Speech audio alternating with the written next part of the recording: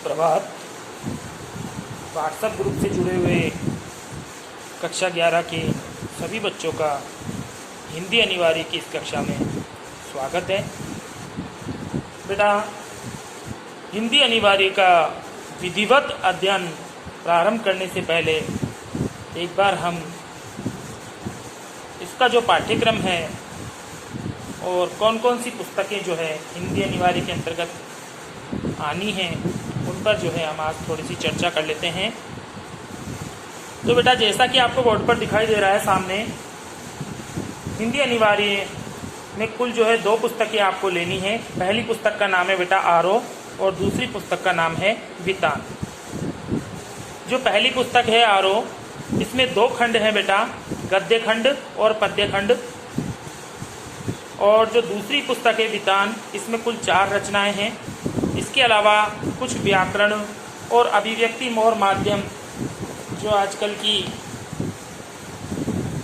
आधुनिक हिंदी जिसको हम कह सकते हैं, समाचार पत्रों से संबंधित जो नए टॉपिक जो हिंदी में जुड़े हैं उनका भी जो है हम कुछ अध्ययन इसके अंतर्गत करेंगे। मुख्य रूप से जो सबसे बड़ी किताब है बेटा, वो है बेटा आरोह। आरोह हिंदी के पाठ्यक्रम में सबसे बड़ी पुस्तक है और सबसे ज़्यादा नंबर्स की बेटा यही है। इसके 2 खंड हैं, गद्य खंड और पद्य खंड। प्रारंभ में गद्य खंड है और पीछे जो है पद्य खंड है। थोड़ा सा जो है बेटा मैं आपको बता दूं,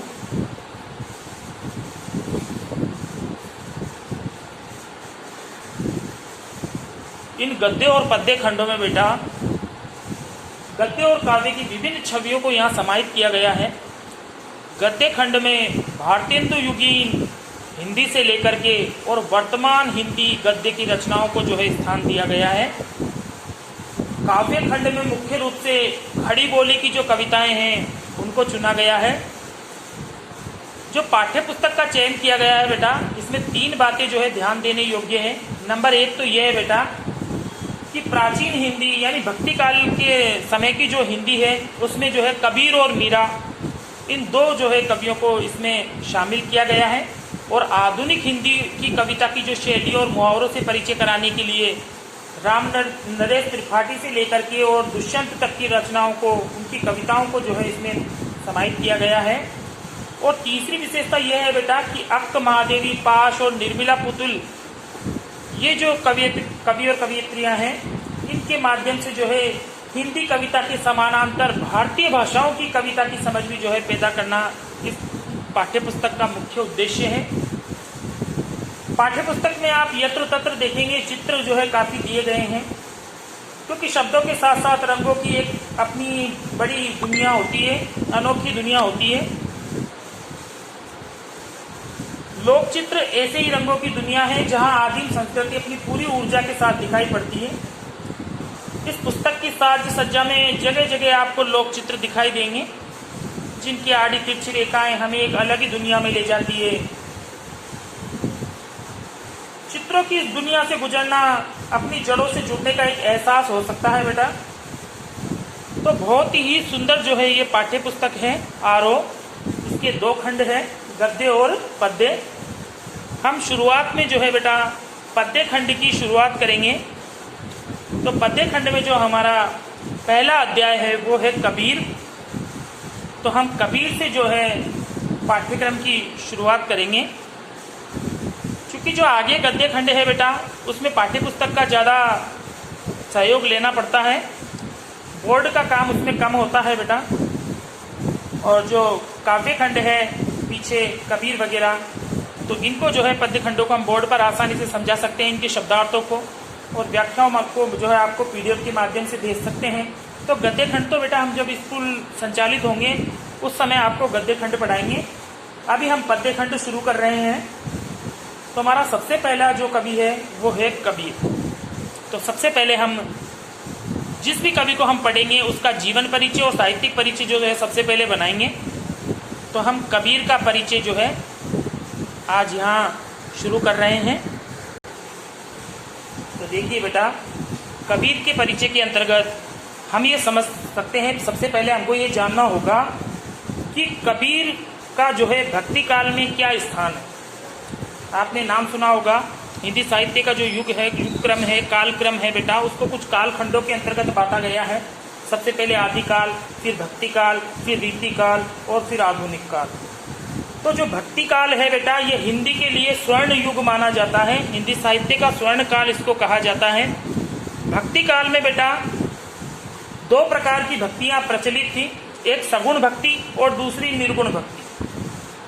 अब ये सगुण और निर्गुण क्या होती है बेटा, यानी वे लोग जो ईश्वर को सामने उसका रूप देखते थे, उसका रंग देखते थे कि भाई हमारा ईश्वर ऐसा है, इसका यह रूप है, ये रंग है। तो इस तरह की जो भक्ति होती थी बेटा वो सगुण। और दूसरी ओर निर्गुण, निर्गुण का मतलब हो गया निराकार, यानी जो ईश्वर को मानते तो हैं लेकिन उनका रूप रंग आकार नहीं मानते, ईश्वर को निराकार मानते हैं। तो ऐसी जो भक्ति होती है वो होती है निर्गुण। तो इसी के आधार पर दो भक्ति धाराओं का यहाँ चलन हुआ, सगुण भक्ति धारा और निर्गुण भक्ति धारा। फिर ये सगुण भक्ति धारा भी बेटा दो प्रकार की शाखाओं में आगे जाके विभाजित हो गई, राम भक्ति शाखा और कृष्ण भक्ति शाखा। यानी अधिकतर कवि, कुछ कवि जो है वो जिन्होंने अपना विषय राम को बनाया, कई कवियों ने अपना विषय जो है कृष्ण को बनाया। तो जिन्होंने राम को अपने काव्य का विषय बनाया, राम पर आधारित रचनाएं जिन्होंने की, उनको वो जो है राम भक्ति शाखा के अंतर्गत आए, और कृष्ण के काव्य की रचना जिन्होंने की वो कृष्ण भक्ति शाखा के अंतर्गत आ गए।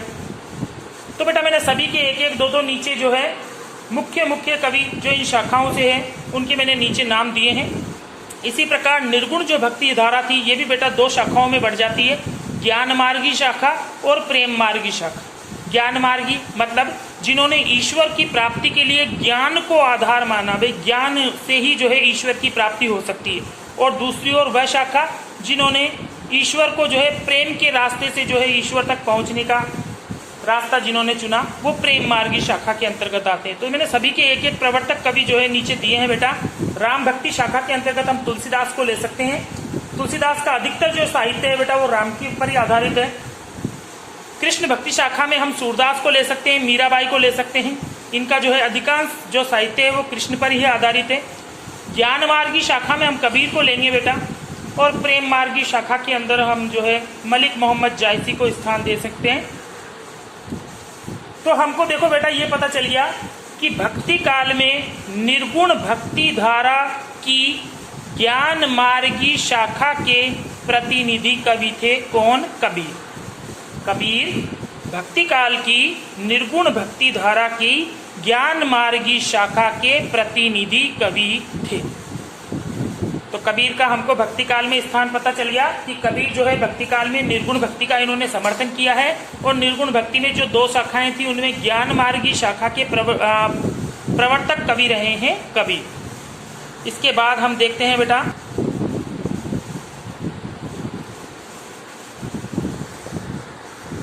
देखिए बेटा कबीर का जो जन्म है वो 1398 ईस्वी के आसपास वाराणसी में एक स्थान है लहर तारा जो उत्तर प्रदेश में है, वहाँ पर जो है इनका जन्म हुआ, और मृत्यु जो है सन 1518 ईस्वी में जो है मगहर, ये भी बेटा यूपी वहीं है, में जो है इनकी मृत्यु हुई। इनके जन्म से संबंध में बेटा एक किंवदंती है, यानी लोगों द्वारा कही जाती है बात कि जो है इनका जन्म तो जो बेटा एक हिंदू परिवार में हुआ था, यानी जो इनकी माँ थी वो एक ब्राह्मणी थी। चूंकि जो है वो विधवा थी और कई दिनों बाद जो है पति के मर जाने के कई दिनों बाद जो है इनका जन्म हुआ, तो लोकलाज के डर से, समाज के डर से उसने जो है जन्म देते ही इस बच्चे को लहर तारा नामक एक जो तालाब था बेटा, उस तालाब के किनारे इनको वहाँ ले जाकर जो है छोड़ दिया। वहाँ से नीरू और नीमा नामक जो एक जुलाही दंपत्ति थी, जुलाहा लोग थे जो नीरू और नीमा, उन्होंने जो है इसको वहाँ से उठा लिया और उन्होंने ही जो है कबीर का लालन पालन किया। तो कबीर बेटा हिंदू भी है और मुसलमान भी, दोनों ही जाति जो है कबीर के अंतर्गत है। दूसरी बात,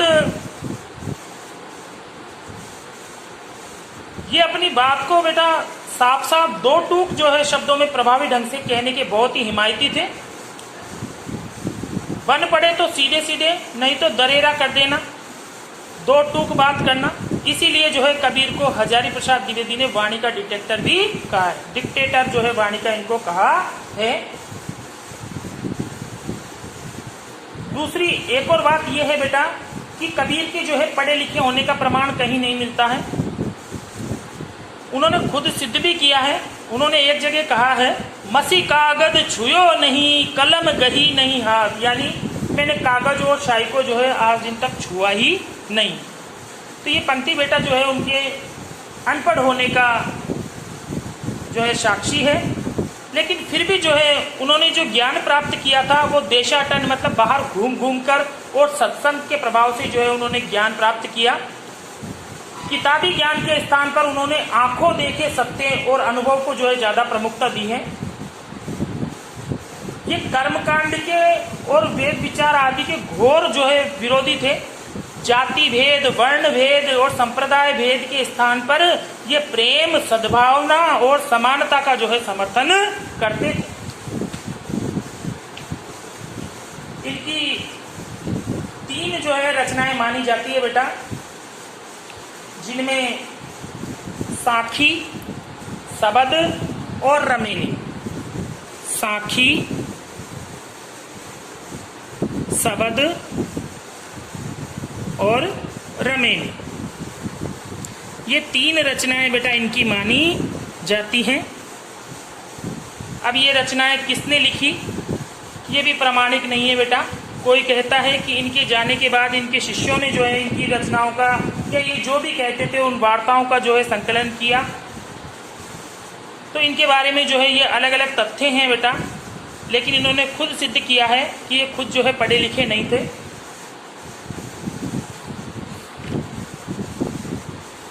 तो कबीर का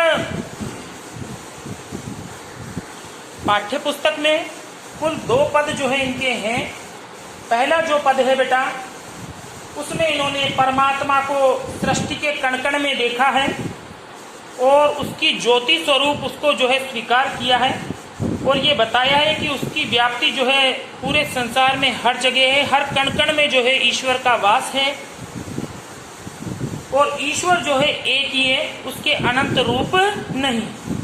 और जो दूसरा पद है बेटा उसमें कबीर ने बाह्य आडंबरों पर, बाह्य आडंबर यही होता है बेटा जैसे पूजा के लिए टोपी पहन लेना, माला पहनना, तिलक लगाना, ये सब जो है बेटा बाह्य आडंबर कहलाते हैं। तो दूसरे पद में जो है कबीर ने बाह्य आडंबरों पर प्रहार किया है और साथ ही साथ यह भी बताया है कि अधिकांश लोग जो है अपने भीतर की ताकत को न पहचान कर और अनजाने में ही जो है इधर उधर जो है संसार से रिश्ता बना बैठते हैं और वास्तविक संसार से वो बेखबर रहते हैं। तो दोनों ही पद जो है बेटा इसके बहुत सुंदर पद हैं। हम अगली वीडियो में जो है कबीरदास का पद संख्या 1 पढ़ेंगे। आज के लिए इतना ही, तब तक के लिए धन्यवाद।